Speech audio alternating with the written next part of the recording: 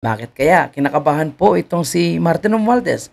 At hindi lang pala mga kababayan po natin ang kinakabahan umano, kundi pati na rin umano itong mga malalapit na mga kongresista kay Martin Romualdez. Bakit kaya? Magandang araw at yan po yung ating pag-uusapan ngayon mga kababayan. Nagsalita po ang ilan sa mga kaalyado at matapat na mga kaibigan aka Asong Ulol ni Martin Romualdez. Itong si Gonzales, si Suarez at iba pa ay kanya-kanya na po sila sa pagsasalita at sinasabing hindi totoo na posibleng mapalitan itong si Martin Romualdez dahil mayorya daw po ng mga nasa House of Representatives ay pumirma na ng manifesto para magpahayag ng suporta kay Martin Romualdez. Pero tika lang po mga kababayan, sabi ni Villafuerte no, na itong si Prasco daw po is arm twisting against kay Martin Romualdez. Dahil isa po si Prasco mga kababayan po natin na nag-iingay ngayon at siya po is lantaran na inamin na siya po ay hindi pumirma sa manifesto ni Martin Romualdez upang suportahan sa pagka-House Speaker pagdating ng 20th Congress. Kaya ngayon matunog yung pangalan nitong si Toby Chanco at the same time si Albi Benitez na posible daw po na magpahalal bilang House Speaker pagdating ng 20th Congress. Pero yung usapin na yan, mga kababayan po natin, syempre, hindi po matatanggap nitong malalapit na kaalyado ni Martin Romualdez. And hindi lang po kaalyado ang isa po sa kanilang bagong hired, no, na House Speaker spokesperson, speaker na, may spokesperson pa Ang sabi niya dito, sa Kamara po, malinaw ang prinsipyo. Ang suporta ay hindi ipinipilit, ito ay kusang loob na desisyon ng bawat kinatawan. Pwede nga. Ang tanong, sa magkanong kadahilanan? No? Ang bawat kinatawan at iyon ay iginagalang ng ating liderato. Ginagalang pero kapag ikaw ay hindi kalyado, wala kang ayuda, huwag kami. Okay, so puntahan natin mga kababayan itong mga sinasabi po na mga matapat na kawal ni Martin Romualdez. 285 for the 20th Congress. That is a manifestation na talagang gusto nila yung liderato ng ating nakaupo. Ngaw.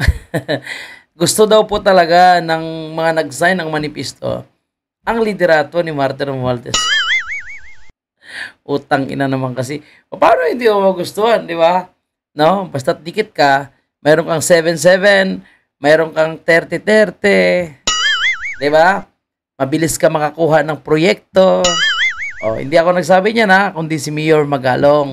Di ba? At iba na rin po yung mga nag-aamen na sila po ay nakatanggap ng 150 million mula daw po kay Martin Romualdez nung sila ay pumirma ng impeachment ni Vice President Sara.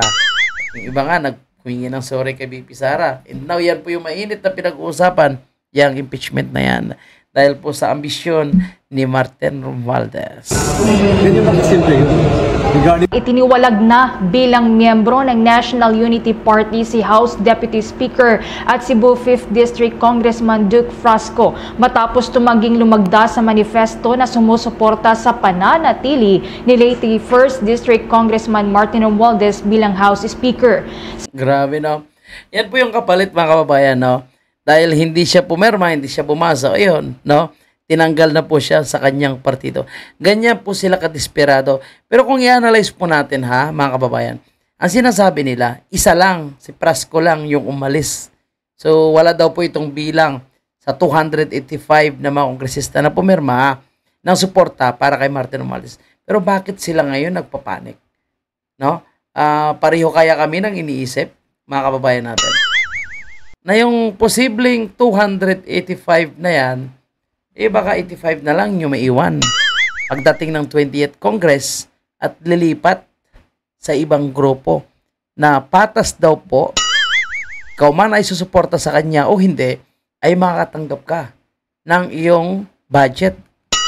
Kasi kahit dito daw kay Martin Romualdez kahit ang project mo is napakaganda para sa mga kababayan natin, kapag hindi ka sumuporta sa kanya, pasensya ka na lang daw. So, posible na mangyayari yan, mga kababayan natin. Posible yan. Kasi ang iba kasi, gusto nila na maging independent. Gusto nila ng minority. Pero ang gusto nila, na nandiyan pa rin ang suporta ng liderato ng House of Representatives. Hindi yung magiging aso na lang sila. For example, sila po ay opposition, pero maganda rin yung kanilang hangarin. Ayaw nila doon sa majority, gusto nila minority. Pero maganda po yung kanilang mga plano, maganda yung kanilang serbisyong gustong gawin. No? May mga panukala silang batas na napakaganda. So, pwede maaprobahan kung patas ang liderato ng House of Representatives. Kaya nga daw ito daw po yung dahilan, no? Naiiwanan daw po ng mga kongresista itong si Martin Romualdez dahil nakakasuka na daw po, no? Dahil ang napabilang daw po sila, no, sa the most corrupt institution for 2025 and most corrupt budget, no? Itong House of Representatives. So gusto daw po nila na mabago naman. Hindi sila yung sunod-sunuran lang. Hindi daw po sila, no? Yung kung mag-a-against ay wala silang matatanggap. So kawawa po yung kanilang mga nasasakupan. And kung ang serbisyo talaga ay para sa taong bayan, so hindi naman siguro kailangan na maging sunod-sunuran ka dahil ang pangako mo is serbisyo para sa taong bayan. So ganun talaga yung sa politiko, sa politics. No, meron talagang hindi pagkakasundo kaya nga may debate, ba? Kaya nga meron kayong plenaryo para pagdebatihan kung hindi pagkaunawaan. Pero hindi ibig sabihin, tatanggalan ka ng budget. So ito daw po yung mga rason ng kabayan po natin. At makakaasahan pa natin sa mga susunod na mga araw, lalo na pagka pasok ng 28th Congress na, ilang araw na lang ha? More than a month na lang, no? Malapit na palang suna ni Bongbong. So nangaling, no? More than a month, no? Marami pa po daw tayong aasahan na magsasalita and mag-withdraw ng support kay Martin Romualdez. Gaano yan katotoo? Siyempre, malalaman natin yan pagdating ng 20th Congress. Ngayon, sigurado, mananahimik pa yan sila, no? Sigurado, pag-iinitan po sila. Nakita nyo naman yung ginawa ngayon kay Prasco, no? Pag-deklara niya ng withdrawal support kay Martin, kinabukasan tinanggal sa kanyang partido. Binanatan na, pinahiya na ng kapwa niya, kongresista. Ganon sila katindi.